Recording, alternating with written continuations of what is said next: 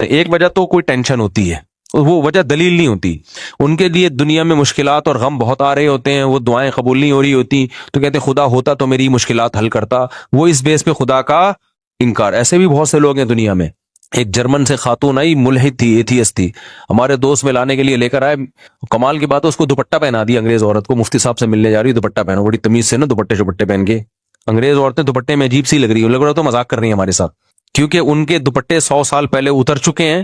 اب دوپٹہ لگتا ہے کہ عجیب سا ہی لگ رہا ہوتا ہے ان کے اوپر. خیر وہ دوپٹے میں آئی، اللہ اس کو جزائے خیر دے.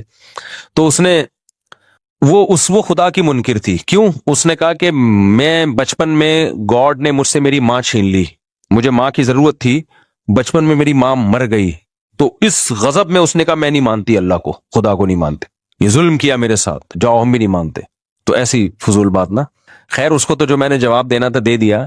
لیکن یہ بھی ہوتا ہے ہمارے یہاں بہت سے لوگ جب ان کے مسائل پورے نہیں ہوتے، تمنائیں پوری نہیں ہوتی، آرزویں پوری نہیں ہوتی، کہتے کہاں ہے اللہ، میری تو شادی وہاں ہو نہیں رہی جہاں میں چاہ رہا تھا. یہ ہے، ان بیسس پہ بہت سے لوگوں نے خدا کا انکار کیا.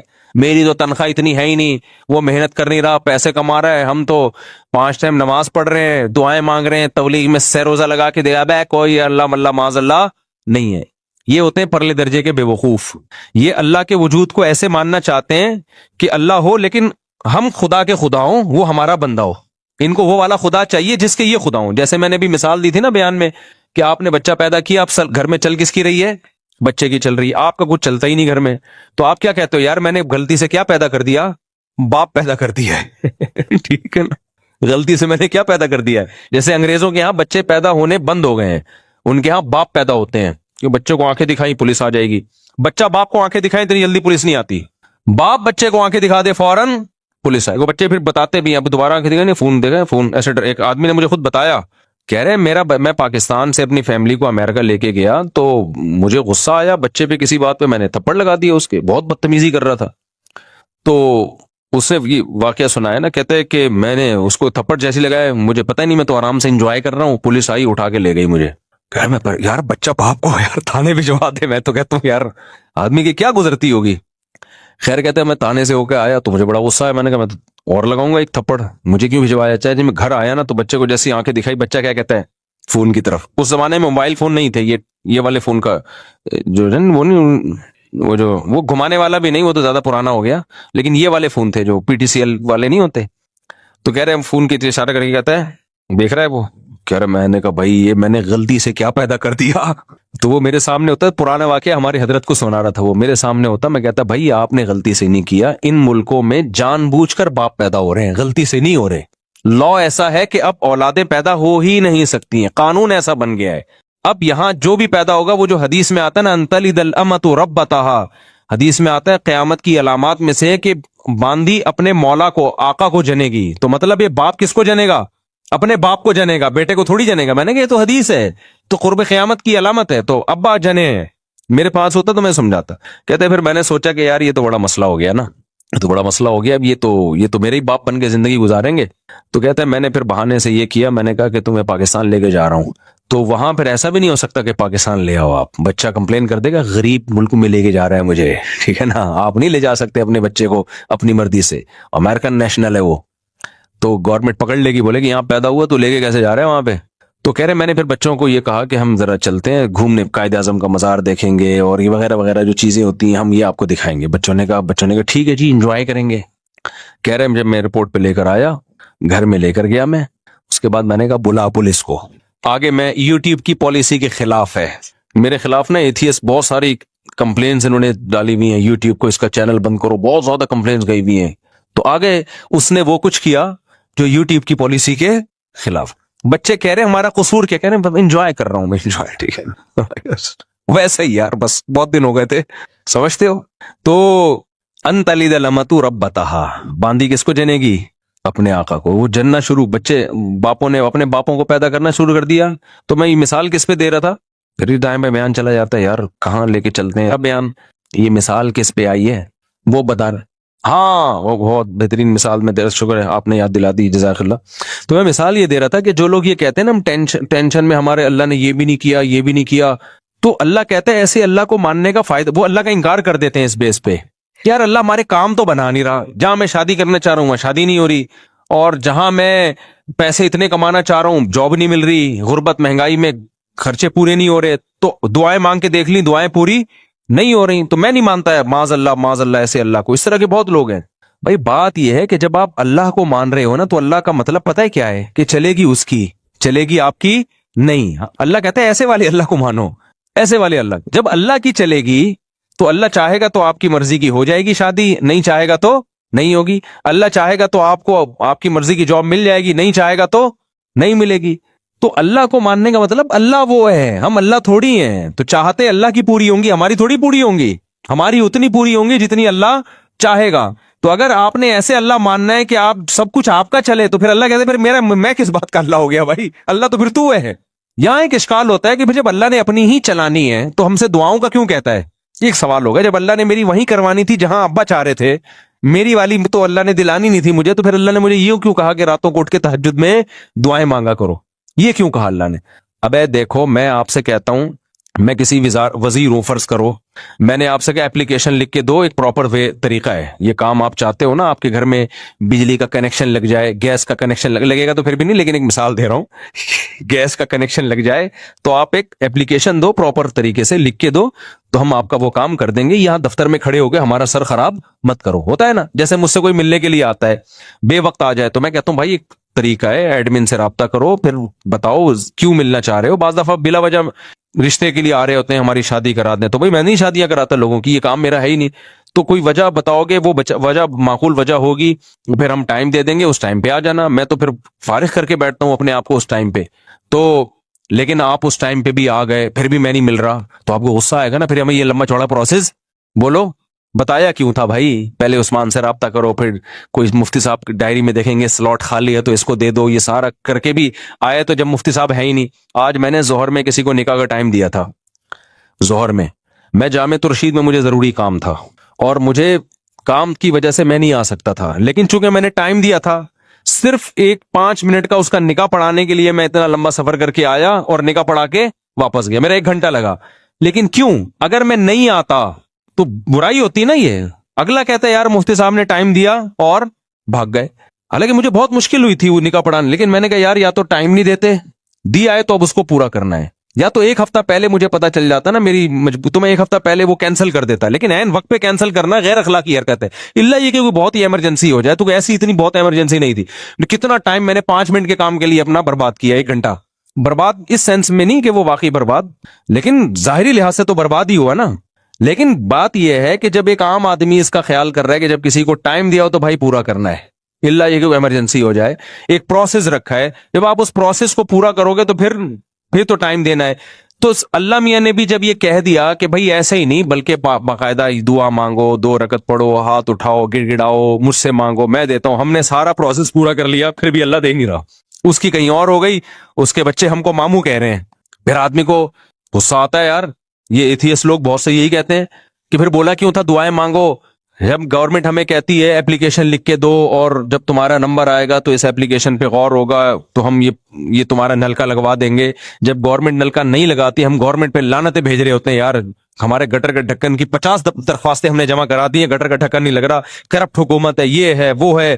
تو یہی ہوتا ہے, پھر ہم حکومت کا انکار کر دیتے ہیں, بغاوت پہ آتے ہیں. تو ہم اللہ میاں بھی ہمیں کہا کہ ادعونی استجب لکم, دعائیں مانگو میں تمہاری دعاؤں کو سنوں گا, تمہاری پکار کا جواب دوں گا. سب جوتے کا تسمہ بھی مانگنا ہو وہ بھی ٹوٹ جائے تو مجھ سے مانگو. تو اللہ یہ تو جوتے کے تسمے مجھ سے مانگو, اور ہم جناب تجھ سے ضروری چیزیں مانگ رہے ہیں. روٹی تو ضروری ہے, روزگار ضروری ہے, اور غریبوں کو کتنی گالیاں آج کل فیس بک پہ پڑ رہی ہیں.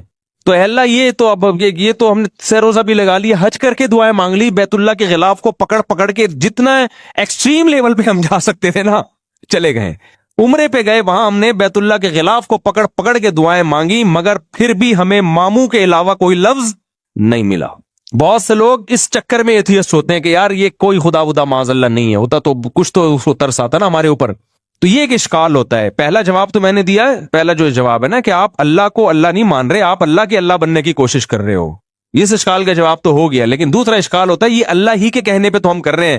تو خوب سمجھ لو, اللہ نے جو کہا ہے نا کہ مجھ سے دعائیں مانگو تو میں تمہاری حاجات کو پورا کروں گا, تو دنیا میں تو جب ہم کسی کو کہتے ہیں نا کہ میں حاجات کو پورا کروں گا, تو ایمان بالغیب والا معاملہ نہیں ہوتا. نہ سامنے والے پر لازم ہے کہ ہم پر ایمان لے کر آئے، لہذا ہم اس کی حاجت پورا نہ کریں تو قابل ملامت ہیں۔ لیکن اللہ کا جہاں تک معاملہ ہے، اللہ حاجات پوری کرتا ہے، لیکن اللہ نے یہ کہا ہے کہ میں اس طریقے سے کروں گا جیسے میری سمجھ میں آئے گا، تمہاری رائے کے مطابق نہیں کروں گا، اس لیے کہ میں نے اپنے آپ کو غیب کے پردوں میں رکھنا ہے۔ اگر میں نے ایسے دعائیں قبول کرنا شروع کر دی، تم نے یہ مانگا میں نے یہ دے دیا، تو جو ایتھیسٹ ہیں سارے ایمان لے آئیں گے میرے اوپر، معاملہ غیب پہ تھوڑی رہے گا، پھر تو مشاہدے پر ہو جائے گا۔ سمجھ میں آ رہی ہے بات کہ نہیں آ رہی؟ غیب کا معاملہ تھوڑی رہے گا، پھر تو دنیا میں کوئی کافر نہیں رہے گا، کوئی نافرمان نہیں رہے گا، کوئی مرتد نہیں ہوگا، سارے کہیں گے ادھر دعا، اور پھر دعائیں بھی تو کیا کیا ہوں گی، پھر یہ دعا تھوڑی مانگے گا اللہ یہ دلا دے، اللہ اس جیسی 4 دلا دے کیا خیال ہے؟ جب گئے بیت اللہ میں دعا مانگی اللہ 1 کروڑ کی جاب لگ جائے، فوراً فون آ گیا لگ گئی ہے۔ پھر حاجتیں لوگوں کی کوئی محدود ہیں یا لامحدود ہیں؟ لامحدود حاجت، سارے گنجے پہنچیں گے اللہ ہمارے سر پہ بال ہو گئے ہیں، جن کے بال لگ گئے وہ کہیں گے اللہ جو گر رہے ہیں وہ بھی آ جائیں، اللہ کوئی مرے ہی نہیں، نہ میری اماں مرے، نہ میرے ابا مرے، نہ میری بیوی مرے، نہ میرا شوہر مرے، نہ میرا بچہ مرے، فلاں فلاں سب مر جائیں۔ تو یہ نظام کائنات کیا ہو جائے گا بھائی؟ تباہ و برباد ہو جائے گا، تباہ و برباد ہو جائے گا۔ اس لیے اللہ نے کہا کہ میں ہوں، میرے ہونے پر اگر میں دعا بالفرض قبول نہیں کر رہا تو اس سے میرا انکار لازم نہیں آتا، کیونکہ میرے وجود پر تو 20 دلائل ہیں، ان دلائل کا کیسے انکار کرو گے تم؟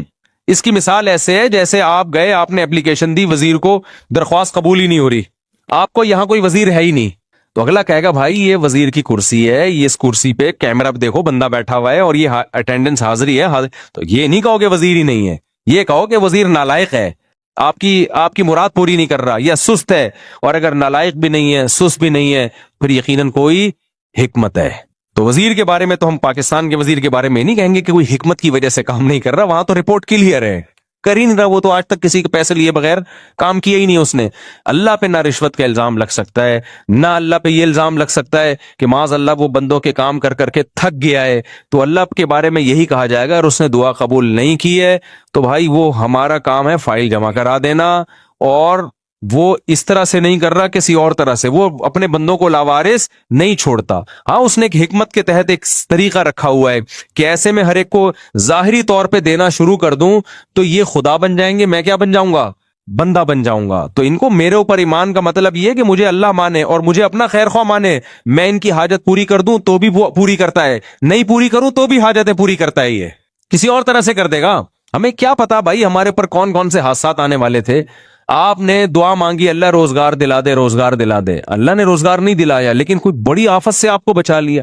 آپ چاہتے تھے یہاں شادی ہو جائے، اللہ کے علم میں تھا بھائی تیرے لیے عذاب ہے، یہ نہیں ہے۔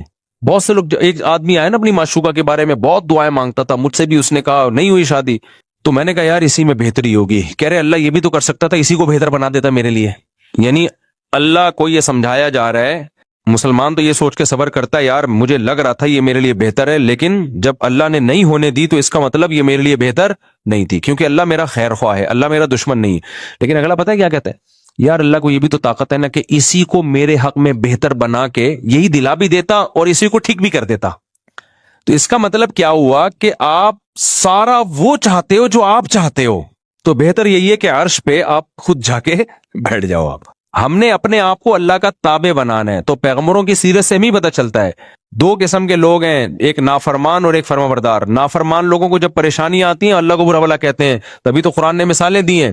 فرعون پہ بھی پریشانی آئی نا، موسیٰ علیہ السلام جب آئے نا تو فرعون کو ٹینشنیں شروع ہو گئیں، ایک دفعہ بھی اللہ کا نام نہیں لیا فرعون نے، بلکہ اور بغاوت میں بڑھتا چلا گیا، کہنے لگا کہ جب سے موسیٰ آیا ہے نا معاذ اللہ اس کی وجہ سے ہمارے ملک میں بدامنی شروع ہو گئی ہے، قحط آنا شروع ہو گیا ہے۔ لیکن پریشانیاں یعقوب علیہ السلام پر بھی آئیں، بچپن میں بچہ غائب، روتے رہے کہ انما اشکو بثی وحزنی الی اللہ، بھائی میں اللہ کو اپنا غم بتاتا ہوں، اعلم من اللہ ما لا تعلمون، اللہ کے بارے میں وہ کچھ جانتا ہوں جو تم نہیں جانتے، تو مجھے یقین ہے اللہ کی اس میں کوئی خیر خواہی ہوگی۔ کیوں؟ وہ سمجھتے تھے کہ بھائی میں، اور یعقوب علیہ السلام کے بارے میں آسمانی کتابوں میں لکھا ہے کہ اتنی دعائیں مانگتے تھے کہ ان کے گھٹنوں پہ پیشانیوں پہ موٹے موٹے نشان پڑ گئے تھے، زندگی بھر اتنی دعائیں مانگی، ایک دفعہ بھی مایوس نہیں ہوئے کہ یار میں تو مانگتا رہتا ہوں ادھر اللہ نے بچہ ملایا ہی نہیں مجھ سے، اور میری تو ایک بچہ ابھی گم ہوا ہے، دعائیں مانگ رہے ہیں، تڑپ رہے ہیں، آنکھوں کی بینائی چلی گئی، دوسرا بھی گم ہو گیا۔ تو قرآن یہ واقعات کیوں بتاتا ہے؟ کیا معاذ اللہ اپنی برائیاں کر رہا ہے؟ سورہ یوسف میں جب لوگ کہتے ہیں نا ایتھیس لوگ کہ ہم نے اللہ سے مانگا اور ہمیں تو کچھ نہیں ملا، تو قرآن تو کہہ رہا ہے کہ یعقوب علیہ السلام کا بچہ گم گیا تھا, انہوں نے اللہ سے ساری زندگی مانگا, ملا کیا؟ دوسرا بھی گم گیا. ٹھیک ہے نا. تو یہ تو اللہ گویا معاذ اللہ اپنی برائیاں کر رہا ہے. نا نا نا نا, اللہ اپنی تعریفیں کر رہا ہے کہ میں بعض دفعہ نوازتا ایسے ہوں, آزمائشوں میں ڈال کے دیکھتا ہوں کون صبر سے کام لیتا ہے.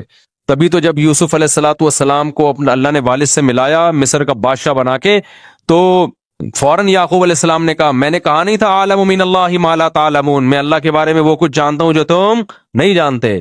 تو اس لیے یہ ٹینشنوں کی بیس پہ خدا کا انکار کرنا, اس سے اللہ پہ تو کوئی اثر نہیں پڑتا بھائی, آپ کی ٹینشنیں کم ہونے کے بجائے بڑھ جاتی ہیں. تو اس بیس پہ جو خدا کا انکار کرتے ہیں نا ٹینشنوں کی بیس پہ, ان کا انجام خودکشی ہوتا ہے.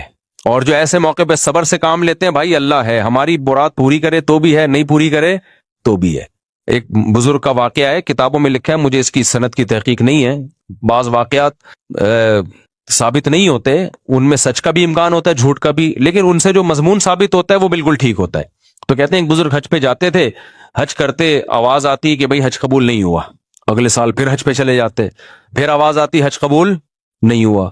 تو کئی سال ایسے ہی ہوتا رہا, قبول نہیں ہوا. تو کسی نے ان سے پوچھا کہ حضرت آپ کو ہر سال حج کے بعد آواز آتی ہے غیب سے کہ قبول نہیں ہوا, تو پھر آپ کرتے کیوں ہیں؟ کہتے ہیں بھائی میرے بس میں تو یہی ہے. ٹھیک ہے نا, میرے بس میں کیا ہے, اب میں تکبر میں آ جاؤں, بولوں قبول اللہ جا, تو نہیں کر رہا تو جاؤ, ہم بھی نہیں کر رہے ہیں. دنیا میں انسانوں کے ساتھ تو ایسا ہو سکتا ہے بھائی, میں 3 دفعہ آپ کسی بندے کو منائیں گے, میرا عذر قبول کر لے, پھر بھی نہیں کرے گا, بولے بھاڑ میں جا یار, تجھے منانے کے علاوہ بھی تو اور بہت سارے غم ہے نا. انسانوں کے ساتھ ایسا کیا جا سکتا ہے, اللہ کے ساتھ ایسا نہیں. اللہ کو جھکنے والے لوگ پسند ہیں بھائی, غم میں دیا تو غم میں تسلی رکھو, خوشیاں دی تو خوشی میں اتراؤ نہیں, کس کا شکر ادا کرو, میرا شکر ادا کرو. تو اللہ کو ایسے لوگ پسند ہے. قرآن میں اللہ ایسے ہی لوگوں کی تعریفیں کرتا ہے. 2 طرح کے لوگ بتاتا ہے, غم میں پاگل ہو گئے اور غم میں صبر کیا, انہوں نے شکر کیا تو اللہ نے ان کے غموں کو بھی دور کر دیتا ہے اللہ تعالیٰ, ورنہ اسی غم میں صبر کی توفیق دے دیتا ہے. تو وہ بزرگ ہر دفعہ حج کر رہے ہیں, آواز آ رہی ہے قبول نہیں. لوگوں نے کہا پھر کیا فائدہ؟ انہوں نے کہا بھائی ہم تو اس کے علاوہ ہم تو بندے ہیں یار, ہم تو کرتے رہیں گے. تو جب انہوں نے یہ الفاظ کہے نا, تو کہتے ہیں غیب سے آواز آئی کہ یہ والا بھی قبول ہے اور اس سے پہلے جتنے کیے وہ بھی قبول ہے. تو اللہ یہ لفظ سننا چاہ رہے تھے. تبھی جن لوگوں کا نماز میں دل نہیں لگتا نا, کہتے ہیں نماز میں ایکچولی مزہ ہی نہیں آ رہا, پنکھے ہی گن رہے ہوتے ہیں, ٹینشن اتنی ایسی, نماز کا کیا کرنا. وہ بھائی دفع کرو یار, اللہ نے کہا وضو کر کے میرے سامنے کھڑا ہو گیا نماز پڑھ لو بس, ٹھیک ہے نا. ہم اس سے زیادہ کچھ کر نہیں سکتے, تو ہم تو جھکے رہیں گے اللہ کے سامنے, اور کوئی ہمارے پاس آپشن ہی نہیں ہے. تو کبھی اللہ حاجت پوری کر دے گا. خدا کی قسم, جس کو دعا کا فلسفہ سمجھ میں آ جائے نا, تو وہ ایتھیس جو دعا قبول نہ ہونے سے خدا کا انکار کر رہا ہے, اگر اسے دعا کا فلسفہ سمجھ میں آ جائے تو دعا سے زیادہ لذیذ عبادت پھر کوئی نہیں ہے. کیونکہ اس میں پتہ ہے کہ یار اللہ کو مانگنے والے کو دیتا ہے, اللہ دے گا کیسے ہی اس کی مرضی, تو وہ مانگتا ہی رہتا ہے. وہ کہتا ہے بھائی قبول نہیں ہو رہی تو اور زیادہ مزہ آتا ہے مانگنے میں, قبول ہونا شروع ہو جائے تو پھر تو آدمی کہتا ہے کہ یار یہ کیا ہے, یہ تو غیب پر ایمان تھوڑی رہا. نہیں ہو رہی, پھر جو مانگتا ہے تو اس سے اللہ کو محبت ہوتی ہے. اس لیے حضرت عمر کا قول یاد رکھو. حضرت عمر فرماتے ہیں میں جب دعائیں مانگتا ہوں تو مجھے اس کی فکر نہیں ہوتی قبول ہو رہی ہے کہ نہیں ہو رہی, مجھے اس کی زیادہ فکر ہوتی ہے دعائیں مانگنے کی توفیق مل رہی ہے کہ نہیں مل رہی ہے. کیونکہ اللہ کے سے مانگ رہے ہو نا, اگر اس کا مطلب اللہ کے وجود پر بھی ایمان ہے, اس پر بھی ایمان ہے کہ حاجتیں وہی پوری کرتا ہے, اس پر بھی ایمان ہے کہ اس کے بغیر کچھ ہو نہیں سکتا, تو یہ بڑی کوالٹی ہے بھائی. باقی کچھ ملے نہ ملے, اس کا مطلب آپ کامیاب ہو, چاہے ناکامی کے نقشے نظر آ رہے ہو. کیونکہ انجام تو اصل تو اینڈ کا اعتبار ہے کہ انجام کیسا ہوتا ہے آپ کا.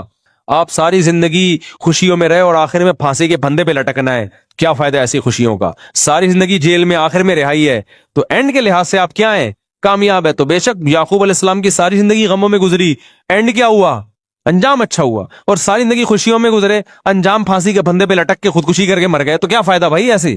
تو یہ جتنے فنکار اداکار جو خدا کے منکر ہوتے ہیں, اور جتنے لبرل سیکولر لوگ خدا کے منکر ہوتے ہیں, ان کا انجام دیکھا کرو, ان کی حال نہ دیکھا کرو.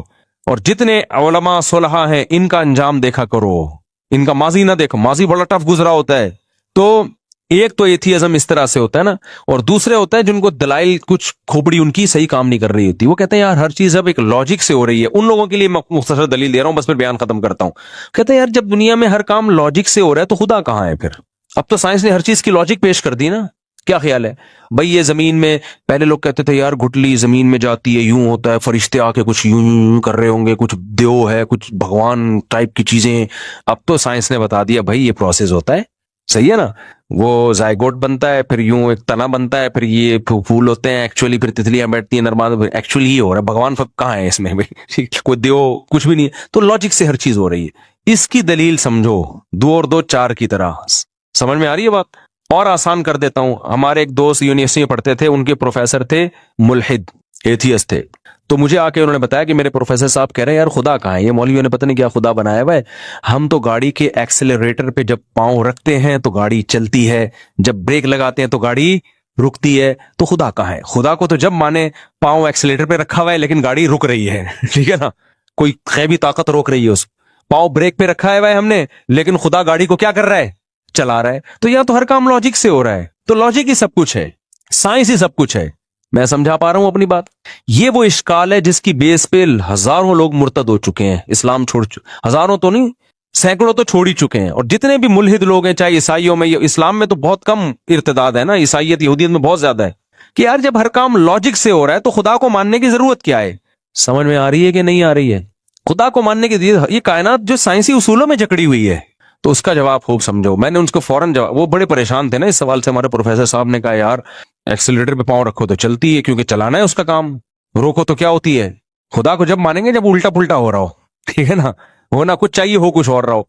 मैंने उससे कहा, उस प्रोफेसर साहब से बोलो सर काइंडली आपसे मुझे एक काम है। मैंने कहा क्लास में नहीं बल्कि उसको छांव में लेके जाओ। मैं ऐसे ही बात करता हूँ, सर काइंडली आप जरा छांव में आ जाए। और ये भी कुरान से ही निकाला है, कुल इन्नमा अईदुकुम बिवाहिदा अन तक़ूमू लिल्लाहि मसना व फुरादा, कि ए नबी आप इनसे कहो कि तुम लोग एक एक दो दो इकट्ठे होकर गौर करो मेरी बात पे। बाज़ दफा मजमे में गौर करना बड़ा मुश्किल होता है, तो ऐसा करो जरा छांव में आ जाए। सर काइंडली आपसे मुझे एक क्वेश्चन है। मैंने क्या, मैंने कहा अपने टीचर से छांव में ले जाके ना ठंडा करना, एकदम अफरा तफरी में नहीं। बाज दलाई आप फेंक दोगे ना जल्दबाजी में तो ऐसे जैसे फेंक दिया आपने, सामने वाला सीरियस नहीं लेता। मैंने कहा तमीज से साइड पे ले जाके सर से एक बात करें। सर आप ये बताएं कि गाड़ी में चेंजिंग चेंजर के बगैर नहीं हो रही, लॉजिक है, ये लॉजिक की बात है ना। जब तक गाड़ी रुकी हुई है तो चलेगी, जब तक चलाने के लिए कोई कुव्वत इस्तेमाल ना हो, है। जब रुकना एक कंडीशन है, ये कंडीशन चेंज होती है, गाड़ी रुकना एक कंडीशन है ना, दूसरी कंडीशन क्या है, चलना, हरकत में आना, गाड़ी का मूव होना। तो गाड़ी में मूवमेंट पैदा नहीं होती जब तक कोई मूवर ना हो, और गाड़ी चल रही हो एक कंडीशन है, रुकेगी नहीं जब तक कोई स्टॉपर ना हो। क्या ख्याल है। तो चेंजिंग के बगैर जिस चीज में चेंजिंग नहीं हो सकती तो क्रिएटिंग हो सकती है ऑटोमेटिकली खुद ब खुद। अबे क्या हो गया। देखो आप लोग छांव में आओ यार सारे ऐसे मजमे में समझो। सोच रहा हूं आपको भी छांव में एक एक करके लेके जाऊं फिर समझाओ। अब मुझे एक बात बताओ, कोई पागल दुनिया में ऐसा, इसके लिए बहुत अफलातूनी की जरूरत नहीं है। खुदा के वजूद के लिए कोई बहुत बड़ा साइंसदान बनना जरूरी नहीं है। 2 और 4 की तरह कुछ कॉमन उसूल हैं। अब मुझे एक बात बताओ, कोई साइंसदान ये कहे कि जब तक चेंजर नहीं होगा गाड़ी में चेंजिंग नहीं होगी। कोई कहे अच्छा सर ये गाड़ी बनाई किस साइंसदान ने, कहे बन खुद ब खुद गई थी। आप बोलोगे अबे ये क्या बात कर रहा है यार तू, क्रिएटिंग तो ज्यादा मुश्किल काम है, वो खुद बन गई, अब धक्का खुद नहीं। अब जब तू बन भी खुद गई है तो चल भी खुद ले। वो उमर शरीफ का लतीफा अक्सर मुझे याद आता है। किसी ने क्लिप, हमने बचपन में ये देखा था तो अब किसी ने क्लिप भेजा था ना, तो वो बचपन में ना वो उमर शरीफ के शो देखते थे, फिर बाद में हमने तो टीवी से तौबा ही कर ली थी। उसमें फिर बेहयाई फैलना बहुत ज्यादा आना शुरू हो गई थी। मैं इसलिए कह रहा हूँ अब बच्चे ये न देखा करें प्रोग्राम, बचपन की बातें। तो उसमें ये था कि वो उसके जो कोई था जानने वाला ना, उसको, हाँ उसको खुद भूलने की बीमारी होती है उमर शरीफ को। उमर शरीफ को किसकी बीमारी होती है, भूलने की। तो उसको भूलने की बीमारी थी, तो वो किसी के घर घुस जाता था ऐसे ही मजाक में, जब पिटने लगता था बोलता भाई हम तो भूले से चले गए थे तुम्हारे घर। तो ऐसे ही किसी बताया कि किसी के घर में ना शलवार रह गई उसकी, ऐसी मजाक है हकीकत में नहीं समझ लें आप। तो वो एक शख्स शलवार लेकर आ रहा है, उससे उमर शरीफ से कह रहा है ये शलवार क्या कह रही है, यानी पैगाम दे रही है ना कि तू मेरे घर में आया और कपड़े छोड़ के चला गया, इसका मतलब ये कोई गलत मैसेज दे रही। बता ये शलवार क्या कह रही है, ये पजामा क्या कह रहा है।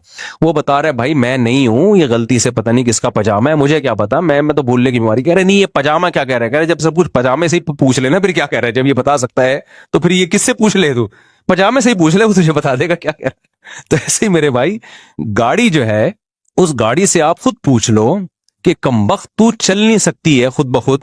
अगर तू ऑटोमेटिकली खुद बनी है तो फिर चल भी खुद लेना। तू चलाने के लिए क्यों तुझे एक बंदा चाहिए जो इंजन स्टार्ट करके एक्सीलरेटर पे पांव रखे।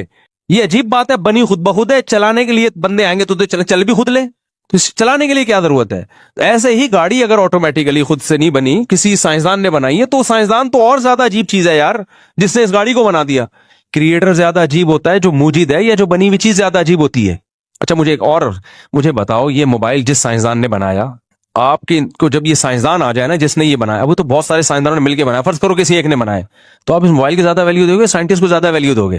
سائنٹسٹ کو زیادہ ویلیو دو گے یار, یہ جو یہ بنا سکتے اور پتہ نہیں کیا کیا بنا لے یار. یہ تو گاڑی سے زیادہ ویلیو تو اس سائنسدان کی ہے جس نے گاڑی کو ایجاد کیا, تو وہ تو اور زیادہ پیچیدہ چیز ہے بھائی.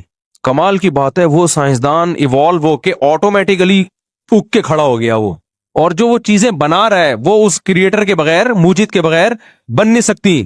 تو اس سے پتا چلتا ہے کہ بھائی یہ کائنات میں, ہم تو سائنس کے اصول کو مانتے ہیں, ان لاجیکل کام کائنات میں کچھ بھی نہیں ہے, تو ہم کہتے ہیں ان لاجیکل یہ نہیں ہے کہ کائنات کا کوئی خالق ہے, ان لاجیکل یہ کہ یہ کائنات خود بخود بنی ہے. نہیں, یہی بات میرا خیال ہے. یہ کہنا کہ آٹومیٹیکلی خود بخود بن گئی, یہ ان لاجیکل بات ہے, کیونکہ کائنات میں ان لاجیکل کام نہیں ہوتا. تو یہ ان لاجیکل کیسے ہو گیا کہ جو کائنات حرکت نہیں کر سکتی تو وہ خود بن کیسے سکتی ہے؟ نیوٹن نے کہا تھا نا, جو چیز حرکت میں ہمیشہ حرکت میں رہے گی جب تک کوئی اس کو روکے گا نہیں, جو رکی بھی ہمیشہ رکی رہے گی جب تک کوئی چلائے گا نہیں. نیوٹن اگر ہوتا تو میں چھاؤں میں لے جاتا اس کو.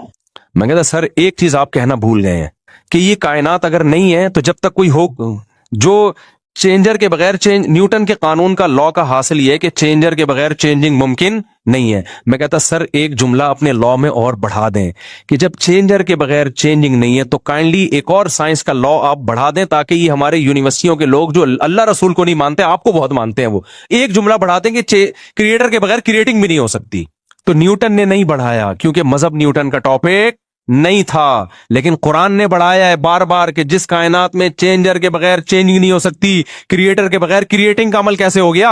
صاف پتہ چلتا ہے, اسی لا سے پتہ چلتا ہے کہ بھئی نیوٹن کا یہ آدھا لا پڑھایا جا رہا ہے, کیونکہ آگے پڑھا دیں گے نا تو پتہ ہے نتیجہ کیا نکلے گا, کیونکہ جب کریٹر کے بغیر کریٹنگ نہیں ہو سکتی تو پھر بہت سارے مسائل کھڑے ہو جائیں گے ساری دنیا کے لیے. وہ یہ کہ پھر کریٹر ہے کون؟ یہاں سے انسان نظریں چرانا چاہتا ہے کہ کریٹر کو بیچ میں لے کر آئے تو پھر خدا کو ماننا پڑے گا, خدا کو مانا تو رسولوں کو ماننا پڑے گا, آسمانی کتابوں کو ماننا پڑے گا, پھر مذہبوں کو ماننا پڑے گا, پھر کون سا مذہب صحیح ہے کون سا غلط ہے اس کو ماننا پڑے گا. پھر جب صحیح مذہب تک پہنچیں گے تو پھر مذہب نے کیا کہا ہے, حلال کیا ہے حرام کیا ہے, زنا حلال ہے لیگل ہے انلیگل ہے, شراب لیگل ہے انلیگل ہے, یہ ساری چیزیں ماننی پڑیں گی. بالآخر آپ آ کے پھنستے چلے جاؤ گے بہت ساری پابندیوں میں. تو بہت ساری پابندیوں سے آزاد کرانے کا طریقہ یہی ہے کہ نیوٹن کے آدھے لا کو لیا جائے, آدھا لا جو نیوٹن کے لا سے مزید اخذ, نیوٹن نے تو نہیں کہا لیکن اخذ کیا جا سکتا تھا, اس پہ بحث ہی نہ کی جائے, اس کو کہا یہ ان لاجیکل ہے. دوبارہ کبھی چھاؤں میں ملیں گے تو انشاءاللہ میں دوبارہ سمجھانے کی کوشش کروں گا, ابھی اتنا ہی کافی ہے.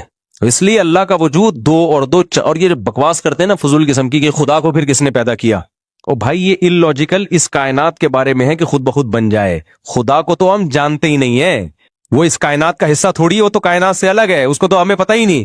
کمال کی بات ہے اس خدا کو ہمیشہ سے ماننے کے لیے تیار نہیں ہے, کہہ رہے ہیں عقل میں نہیں آ رہا, اور اس کائنات کو ہمیشہ سے ماننے کے لیے تیار ہیں جو عقل میں آ رہی ہے. وہ تو اور زیادہ بے عقلی کی بات ہے کہ یہ کائنات ہمیشہ سے ہو. سمجھتا نہیں ہے نا بات کو, جب نہیں پڑھے گا رات کو تو نہیں سمجھے گا بات کو.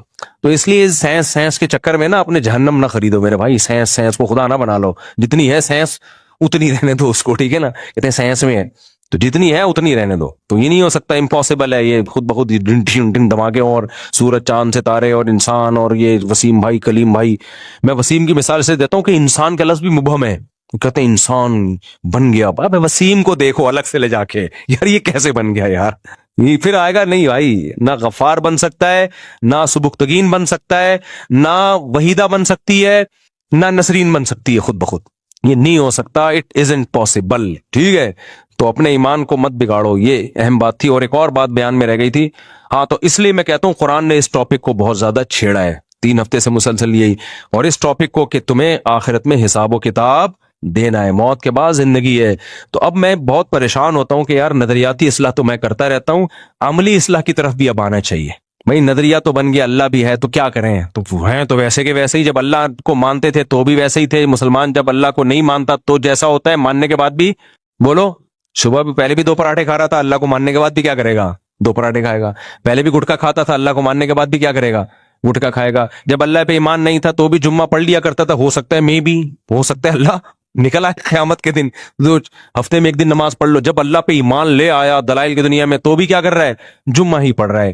تو اس لیے اتنا کافی نہیں ہے کہ ہم اپنے نظریات کی اصلاح کریں, انسان کو تربیت کے لیے پریکٹیکلی اصلاح کی ضرورت ہے. ہمارے نبی نے صحابہ سے روزے رکھوائے ہیں, ہمارے نبی نے صحابہ سے خواہشات کی قربانی دلوائی ہے, میدان جنگوں میں لا کے لڑوایا ہے صحابہ کو.